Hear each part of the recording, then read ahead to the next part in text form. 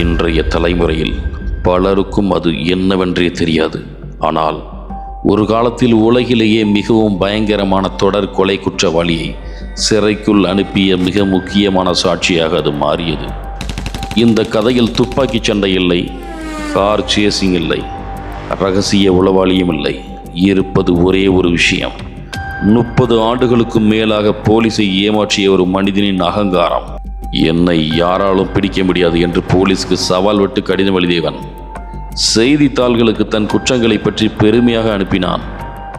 ஒவ்வொரு கடிதமும் ஒரு கேள்வியை விட்டு சென்றது. நான் யார் தெரியுமா? ஆனால் அவன் எதிர்பார்க்காத ஒரு நாள் வந்தது. அவன் தானாகவே போலீசிடம் ஒரு தபால் மூலம் ஒரு கேள்வி கேட்டான். நான் ஃப்ளாப்பி டிஸ்க் அனுப்பினால் அதிலிருந்து என்னை கண்டுபிடிக்க முடியுமா என்று. அதற்கு வந்த பதிலை முழுமையாக நம்பினான். அந்த நம்பிக்கையே அவன் வாழ்க்கையின் கடைசி சுதந்திர நாளாக மாறியது. இது ஒரு திரைப்படம் அல்ல, இது உலகையே அதிர்ச்சியடை செய்த BTK கில்லரின் உண்மையான கதை. 1974 அமெரிக்காவின் கன்சாஸ் மாநிலம் ஒரு சாதாரண காலை. ஆனால் அந்த நாளின் அமைதி சில மணி நேரங்களில் சிதறிப்போனது.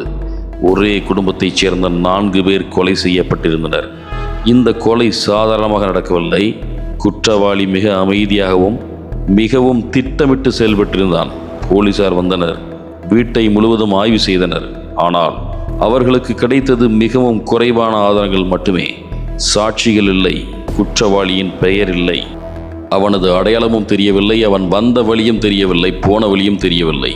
அந்த நாள் முதல் கன்சாஸ் மக்களின் வாழ்க்கையில் ஒரு தெரியாத பயம் குடியேறியது. ஏனென்றால் இந்த கொலையாளி மீண்டும் வருவான் என்று அனைவருக்கும் தோன்றியது. அது உண்மையாகவே நடந்தது. அடுத்த சில ஆண்டுகளில் மேலும் பல கொலைகள், ஒவ்வொரு முறையும் ஒரே மாதிரியான நடைமுறை, மிகுந்த திட்டமிட்டு மிக குறைந்த ஆதாரங்கள். போலீசார் எவ்வளவு முயன்றாலும் அவர்களுக்கு கிடைத்தது வெறும் கேள்விகள் மட்டும்தான். சில ஆண்டுகளுக்கு பிறகு போலீஸ் நிலையத்திற்கு ஒரு கடிதம் வந்தது. அதை திறந்த அதிகாரிகள் அதிர்ச்சி அடைந்தனர். அது சாதாரண கடிதம் இல்லை. அதில் இந்த கொலைகளை செய்தது நான் தான் என்று எழுதியிருந்தான். அது மட்டுமல்ல, தன் செயல்களை பெருமையாக விவரித்திருந்தான்.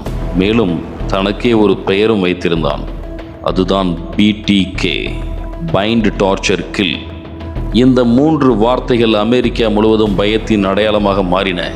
அவன் போலீஸை மட்டுமல்ல, முழு சமூகத்தையும் விளையாட்டாக எடுத்துக்கொண்டான். ஒவ்வொரு கடிதமும் என்னை இன்னும் கண்டுபிடிக்க முடியவில்லையா என்ற கேலி சிரிப்பை போல இருந்தது. அதன் பிறகு 10 வருடங்களுக்கு எந்த ஒரு கடிதமும் இல்லை. அவன் இறந்து விட்டானா, அல்லது வேறு நாடுகளுக்கு போய்விட்டானா, அல்லது உங்கள் வீட்டு பக்கத்தில் வாழும் சாதாரண மனிதரைப் போல வாழ்க்கையை தொடர்ந்தானா, யாருக்கும் தெரியவில்லை. ஆனால் வழக்கு முடியவில்லை. 2004, கிட்டத்தட்ட 30 ஆண்டுகளுக்கு பிறகு மீண்டும் ஒரு கடிதம், பிறகு இன்னொன்று. மீண்டும் BTK பேச ஆரம்பித்தான். ஏன்? உலகம் தன்னை மறந்துவிடக்கூடாது என்பதற்காக. அவன் மீண்டும் கவனத்தின் மையமாக வர விரும்பினான். அந்த அகங்காரம்தான் அவன் வாழ்க்கையின் மிகப்பெரிய தவறாக மாறியது. ஒரு நாள் அவன் போலீசிடம் கேட்டான், நான் ஒரு ஃப்ளாப்பி டிஸ்க் அனுப்பினால் அதிலிருந்து என்னை கண்டுபிடிக்க முடியுமா? பொதுமக்கள் பார்க்கும் வகையில் முடியாது என்று பதிலளிக்கப்பட்டது. அவன் அதை உண்மையாக நம்பிவிட்டான். சில நாட்களில் ஒரு ஃப்ளாப்பி டிஸ்க் போலீசிடம் வந்து சேர்ந்தது. 30 ஆண்டுகள் தேடுதல் வேட்டை முடிவுக்கு வந்த தருணம் அது. ஃப்ளாப்பி டிஸ்கை டிஜிட்டல் தடவியல் நிபுணர்கள் ஆய்வு செய்தனர். வெளியே பார்த்தால் அது ஒரு சாதாரண கோப்பு. ஆனால் அதன் உள்ளே இருந்த மெட்டாடேட்டாவில் மறைந்திருந்த தகவல்கள் வேறு கதையை சொன்னது. அந்த கோப்பு உருவாக்கப்பட்ட கணினியை பற்றிய குறிப்புகள், ஒரு தேவாலயத்துடன் தொடர்புடைய தகவல்கள், மேலும் விசாரணையை முன்னேற்ற உதவும் ஒரு முக்கிய திசை. இவை அனைத்தும் போலீசாருக்கு கிடைத்த மிகப்பெரிய சாட்சியங்களாக உருவெடுத்தது.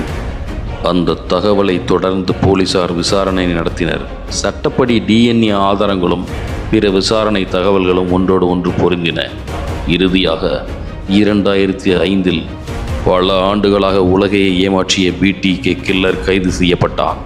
30 ஆண்டுகள் போலீஸை ஏமாற்றினான், ஆதாரங்களை மறைத்தான், உலகத்திற்கே சவால் விட்டான். ஆனால் அவனை தோற்கடித்தது பெரிய ஆயுதமல்ல, ஒரு சிறிய டிஜிட்டல் தடயம், ஒரு பழைய ஃப்ளாப்பி டிஸ்க். தொழில்நுட்பம் மாறலாம், காலம் மாறலாம், ஆனால் ஒரு உண்மை மட்டும் மாறாது. குற்றம் எவ்வளவு திட்டமிடப்பட்டதாக இருந்தாலும் ஒரு நாள் உண்மை தனது தடயத்தை வெளிப்படுத்தும். நான் உங்கள் நெல்லை சரவணன். இந்த கதை உங்களுக்கு பிடித்திருந்தால் உங்கள் கருத்தை கீழே பதிவு செய்யுங்கள். அடுத்த உண்மை கதையில் மீண்டும் சந்திப்போம்.